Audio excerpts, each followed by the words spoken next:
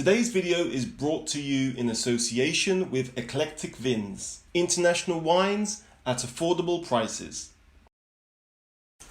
Hi, my name is Mariano and today I'm going to express my opinions on the topic of justice. This seems like quite a broad topic and at the same time somewhat of a touchy subject.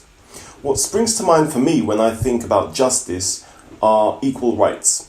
Don't ask me why, but it's just the first thing that has come to mind. I'm thinking about the struggle of black people in America and Martin Luther King's speech.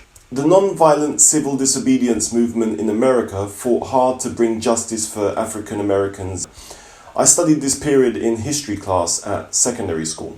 We live in a globalized world where you can buy a can of Coca-Cola anywhere on the planet and rest assured that the flavor will be the same. We have the European Union, which enables us to travel more easily in Europe and conduct trade more effectively. We also have the United Nations and NATO. So it stands to reason, with all of this unification that is taking place in society, that the idea of merging all the law systems around the world would also be put forward.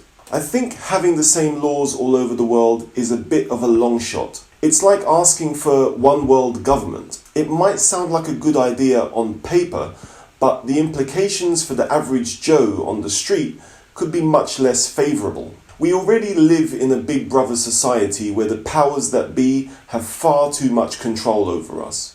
The top 20% of society owns more or less 80% of the wealth. I reckon that synchronizing all the laws around the planet would only play into the hands of the fat cats of the world. It's also a question of culture and religion. Laws in Arab states are at odds with those in Western countries.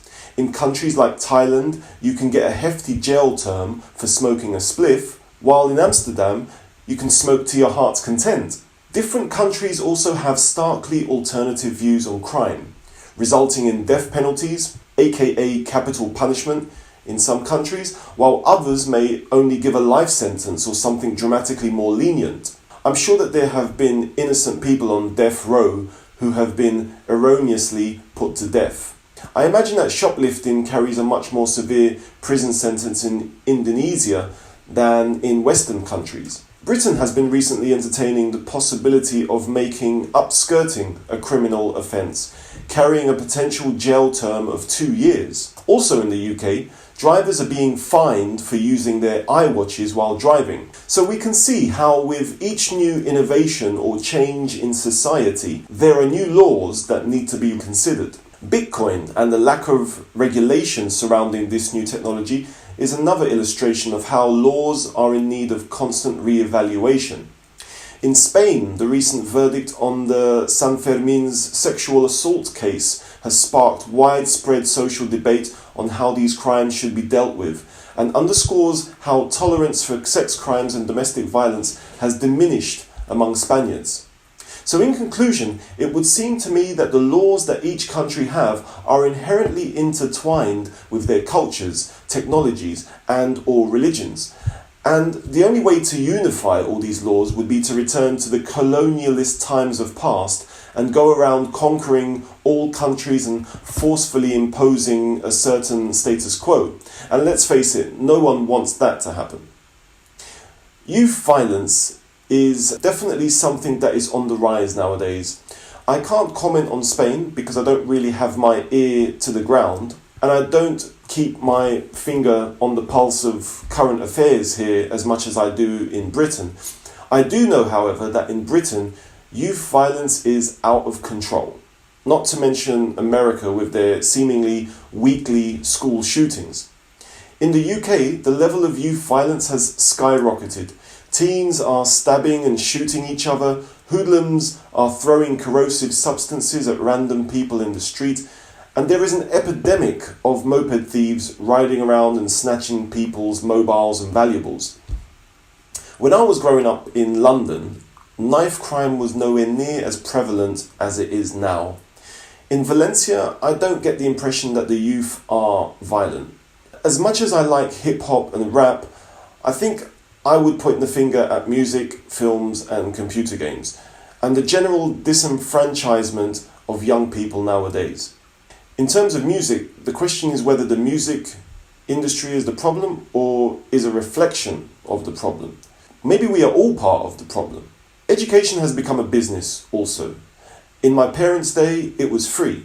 The result is that only those that are well off can afford to study and get the creme de la creme jobs. This results in the alienation of certain parts of society that do not have the same opportunities to create success in their lives. As human beings, it seems that we are fundamentally selfish and primarily interested in our own gain. Those in power follow the same trend as more and more cases of corruption come to light. Mariano Rajoy in Spain being the latest politician to fall from grace with a vote of no confidence. On February the 17th of last year, a regional court in Spain found Undagarin guilty of fraud, embezzlement and tax crimes in a case that also ensnared his wife, Cristina de Borbón, the younger of King Felipe's two sisters. There needs to be a crackdown on the systemic corruption that exists in politics. The wealthy should be given bails that are commensurate with the amount of money that they have stolen. And also, why do we have so many films about wars? Why do we have so much violent music? Why doesn't any film director consider making a film about a perfect world? Maybe we would be bored, as it seems that as a society we're addicted to drama. Violence is glamorized everywhere we look, so no wonder that it's on the rise. Going forward, I believe that the only way to create a just world will be to make higher education free for the masses and reevaluate the political system that we have and bring criminals to account irrespective of their status.